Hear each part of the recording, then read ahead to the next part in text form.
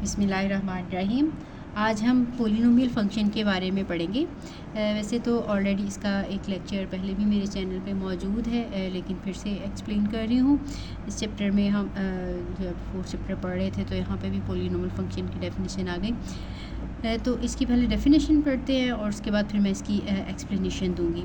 A polynomial in X is an expression of the form an x raised to power n plus an minus 1 x raised to power n minus 1 plus so on plus a1 x plus a naught where an is not equal to 0, where n is a non-negative integer and the coefficient an minus 1 so on a1 a naught are real numbers। यानी polynomial function अगर हम सिर्फ एक variable x में बात करें, वैसे तो पोलिनोमियल में बहुत सारे वेरिएबल हो सकते हैं, x y में भी हो सकता है, x y z में भी हो सकता है, इससे ज़्यादा वेरिएबल्स भी हो सकते हैं, लेकिन हम डिफ़ाइन कर रहे हैं यहाँ पे सिर्फ अगर एक वेरिएबल में हो, यानी वो वेरिएबल हमने x लिया है तो वो किस टाइप का होगा। यानी पोलिनोमियल फ़ंक्शन एक वेरिएबल यानी x में किस तरह का इम्प्रेशन होगा, वो इस शक्ल का होगा an x n plus an minus 1 x n minus 1। ये जो वेरिएबल से पहले लिखे होते हैं नंबर्स, इनको हम कोफिशेंट्स कहते हैं। ठीक है, इनमें ये जितने भी कोफिशेंट होंगे ये सारे के सारे रियल नंबर्स होंगे, यानी पॉजिटिव भी हो सकते हैं, नेगेटिव भी हो सकते हैं, फ्रैक्शन की फॉर्म में भी हो सकते हैं, इरेशनल नंबर यानी स्क्वायर रूट की फॉर्म में भी हो सकते हैं। किसी भी तरह के फंक्शन यानी जो भी इस वेरिएबल के स्टार्ट में नंबर्स लिखे होंगे वो किसी भी टाइप के रियल नंबर्स होंगे। ठीक है, और ये जो इनकी पावर्स हैं n है, n माइनस 1 है, यहाँ पे कुछ भी नहीं लिखा हुआ तो दैट मीन x की पावर 1 है, यहाँ पे x नहीं है तो इसका मतलब x की पावर 0 है।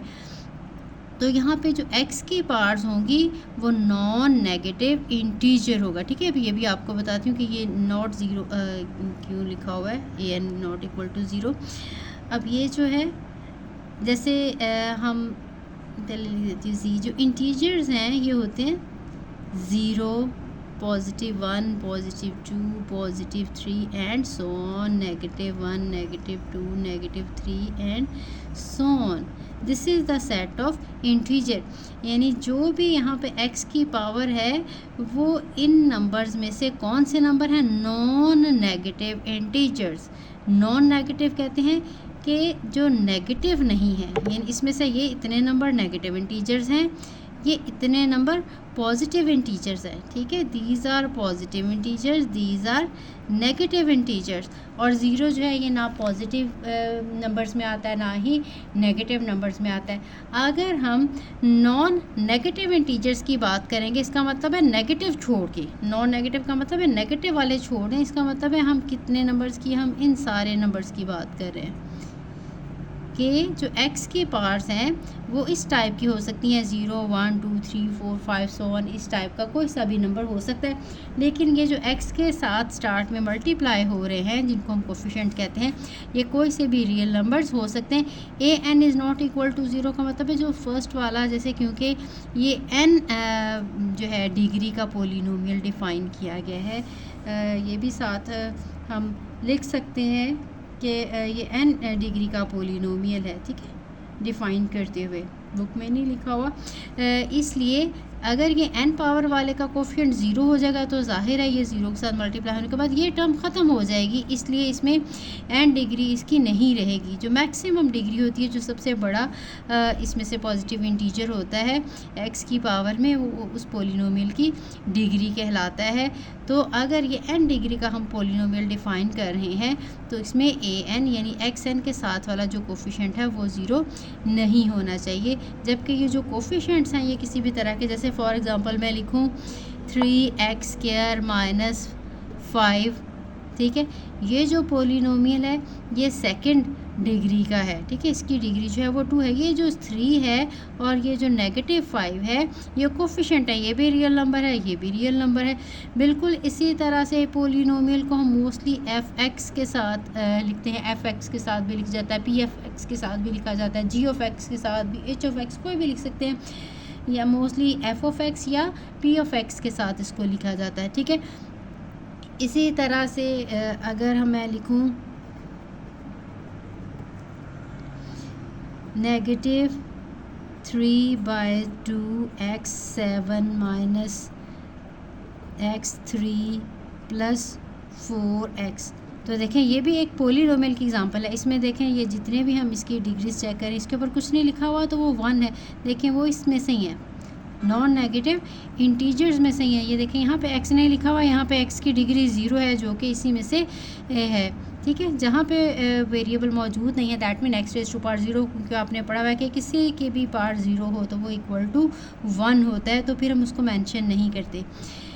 अब ठीक है, ये हमारी कंडीशन पूरी होगी कि इनके जितने भी ये पावर्स हैं ये हमारे नॉन नेगेटिव इंटीजर्स में से हैं, और ये जो कोफिशेंट हैं ये इसके कोफिशेंट हैं। ये देखें ये सारे, इसका -1 है और ये +4 है। ये सारे के तीनों रियल नंबर है, तो ये जो है पोलीनोमियल कहलाएगा। लेकिन अब देखें अगर मैं लिखती हूँ p of x is equal to 3x raise to power -4 plus x minus 5। अब ये देखें ये जो इसकी पावर तो यहाँ पे 1 है, यहाँ पे x की पावर 0 है। ये देखें ये पावर ये, अब ये जो -4 है ये इनमें से नहीं है। ठीक है, ये नेगेटिव पावर इनमें नहीं है क्योंकि हमने नॉन नेगेटिव इंटीजर कहा था। ठीक है, ये नॉन नेगेटिव का ये जो वर्ड है ये बहुत इंपॉर्टेंट है डेफिनेशन में। तो अब इसमें देखिए ये नेगेटिव आ गया, कहीं भी ये वेरिएबल की पावर जो है वो नेगेटिव आ गई, तो अब ये पोलीनोमियल नहीं रहेगा। नेगेटिव भी नहीं हो सकती, इसके अलावा इंटीजर्स के अलावा कोई और नंबर जो कि इंटीजर ना हो वो भी अगर आ जाएगा यानी फ्रैक्शन में तो पावर आ जाएगी, तब भी वो पोलीनोमियल नहीं रहेगा। जिस तरह के अगर p of x is equal to √x + 1, अब इसका मतलब ये है ये x की पावर 1/2 + 1 है। अब ये देखें x की पावर जो 1/2 है ये भी इस सेट में से नहीं है, यानी नॉन नेगेटिव इंटीजर्स में नहीं है। इंटीजर 1/2 इंटीजर ही नहीं है, ना पॉजिटिव ना नेगेटिव। ये जो जितने भी फ्रैक्शन में नंबर हैं ये रैशनल नंबर्स होते हैं। ठीक है, तो अब जब भी इसकी पावर में कोई फ्रैक्शन में नंबर आ गया तब भी वो पोलीनोमियल नहीं रहेगा, तो ये भी पोलीनोमियल फंक्शन नहीं है। लेकिन अगर ये पावर के अलावा कोफिशिएंट में अगर इस तरह का नंबर आ जाए, नेगेटिव में आ जाए, जैसे मैंने देखा था कि ये फ्रैक्शन में था, तो ये पोलीनोमियल रहेगा। चाहे ये देखें ये जो इनके कोफिशिएंट हैं ये नेगेटिव में भी हो सकते हैं, स्क्वायर रूट में भी हो सकते हैं। जैसे p ऑफ x कह सकते हैं कि √3x 5 - 7x² + 4। तो इसमें देखें ये इसका कोफिशिएंट है, ये जिस तरह से मर्ज़ी स्क्वायर रूट में हो सकता है, अब इसकी पावर जिस तरह की मर्ज़ी भी हो सकती है ये जो नंबर की कोफिशिएंट की। लेकिन जो इसकी पावर्स हैं वेरिएबल की x की वो नॉन नेगेटिव इंटीजर ही होनी चाहिए। ठीक है, आई होप आपको काफ़ी अच्छे से कॉन्सेप्ट समझ आ गया होगा पोलीनोमियल फंक्शन का। फिर भी अगर कोई कन्फ्यूजन रह गई हो तो वो आप मेरे से ज़रूर शेयर कीजिएगा। अब जो मैंने आपको बताया था ये n, अगर देखें ये नंबर ही n हो जाए, ये 0 हो जाए, अगर देखिए इसकी जगह मैं 0 लगा लूँ तो अब ये जब 0 के साथ मल्टीप्लाई होगा तो ये तो टर्म है ख़त्म हो जाएगी। इसलिए हमने ये कंडीशन लगाई है, ये जो स्टार्ट वाला हमने पावर है, क्योंकि अगर हम इसको, क्योंकि ये 5th डिग्री का पोलीनोमियल जब ही रहेगा अगर ये नॉन ज़ीरो हो। अगर ये 0 होगा फिर तो ये हमारी टर्म में ख़त्म हो जाएगी, फिर तो ये 2nd डिग्री का पोलीनोमियल रह जाएगा। इसलिए ये nth डिग्री के पोलीनोमियल को डिफ़ाइन करते हुए ये चीज़ हमने लिखनी है। ठीक है।